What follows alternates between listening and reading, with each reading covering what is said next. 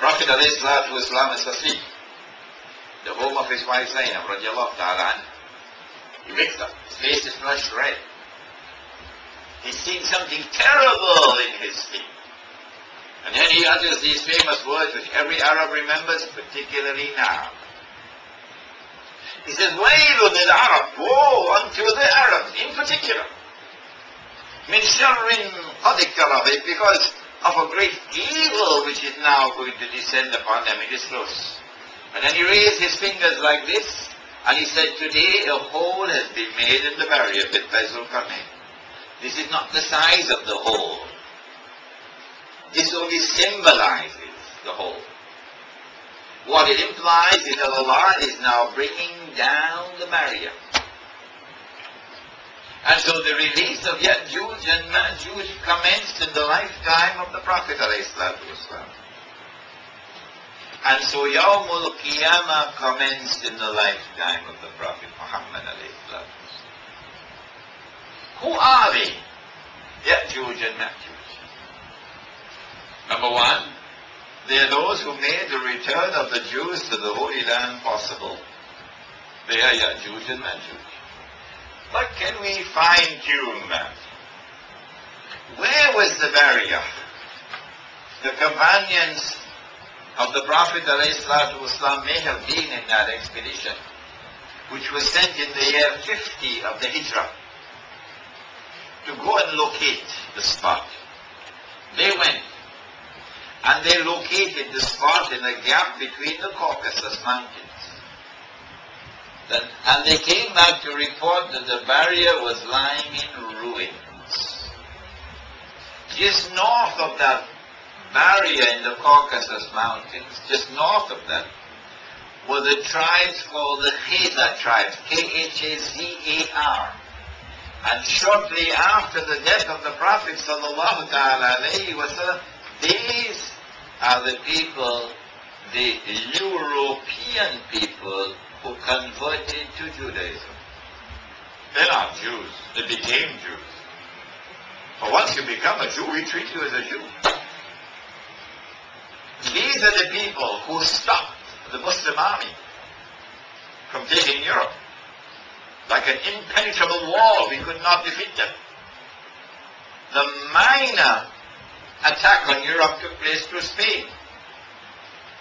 But that's the one that gets all the publicity. The major attack on Europe took place through the Caucasus Mountains.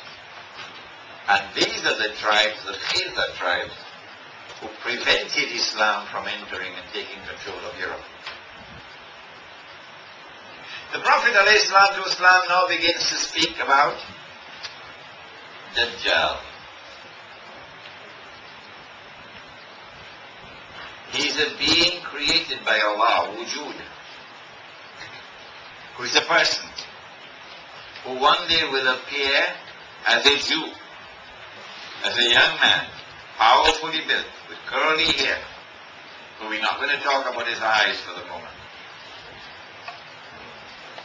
When he's released into the world, Allah gives to him a mission. His mission is to impersonate the Messiah. And hence he is known as Al-Masih al-Dajjal. Dajjal, the false Messiah. The Christians call him the Antichrist. If he is to convince the Jews that he is indeed the Messiah, it follows that he would have to attempt to rule the world from Jerusalem, from the state of Israel, with what would appear to be eternal rule. When he does that, and the Jews have been convinced, totally deceived, then Dajjal can rub his hands and he can say, what, Mr. Chairman? Mission accomplished. Don't fall asleep, eh? Mission accomplished. If Dajjal is to impersonate the Messiah and rule the world from a state of Israel and Jerusalem,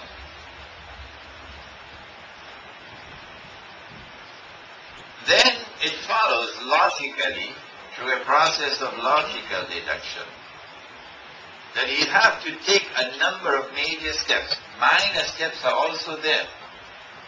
But I'm not going to bother about the minor ones. Major steps. Number one, he would have to liberate the Holy Land for the Jews. Then they'll be convinced. You can't do that without waging war on Islam and on Muslims. Number two, he'd have to bring the Jews back to the Holy Land to reclaim it as their own. Then the Jews will be convinced. You can't do that without waging war on Islam and on Muslims.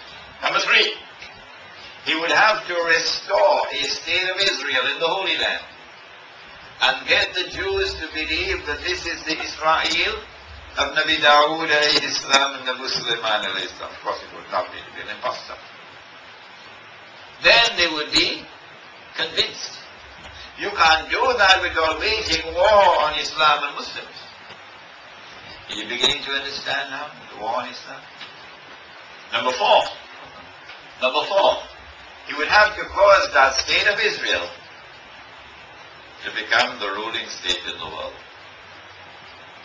As the Israel of Nabi Sulaiman alayhi salam was the ruling state in the world. And it must appear to be eternal rule. He can now appear himself in Jerusalem ruling the world. And he would have successfully impersonated the Messiah.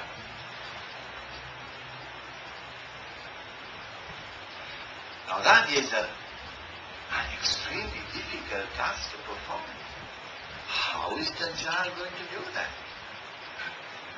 For one small group of people to rule the whole world? A handful of people to rule the whole? How is he going to do that?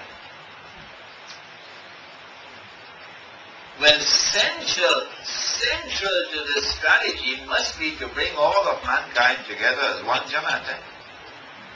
Globalization. It'll be easier now to control them.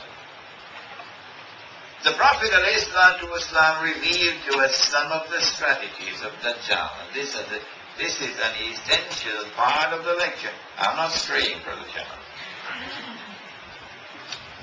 He said that Dajjal will get mankind to worship him instead of Allah. This is called shirk. But how will he attack us with his shirk? Will he put an idol there for us to worship? No, we're not dum-dums. We're not going to worship an idol, will we? Well, what kind of shirk will it be?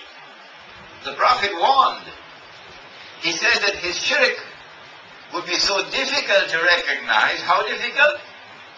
As difficult as it would be to recognize a black ant. What is ant in Bahasa? Sumbu. Sumbu. Black sumbu. Sumbu hitam. A black ant. On a black stone. On a dark night. Who can see a black ant on a black stone on a dark night? Not even Prime Minister can do that. Who can do that? The only one who can see that is the one who has Noor. Noor. But this Noor is not sold in the stock market. No. This Noor is not sold in the stock market. Oh, Dr. Noor is listening. This Noor, Allahu Noor as-samawati wal-ard. Allah is the Noor of the heavens and the earth. Yahdillahu li noorihi man yasha. Allah guides to His Noor whomsoever Allah wishes to guide. It is only the one who has that Noor in his heart. Only he can see the black ant on the black stone on a dark night. So only he can recognize the shirk of Dajjal. Where is that shirk today? Oh yes, it's here. It has embraced all of mankind. Illa masha'Allah. I'm only going to describe one form of the shirk. There are many others, only one. Islam declares that Allah is Al-Malik. What is Al-Malik? Don't tell me king. Don't tell me king. No. Allah is Al-Malik, the sovereign.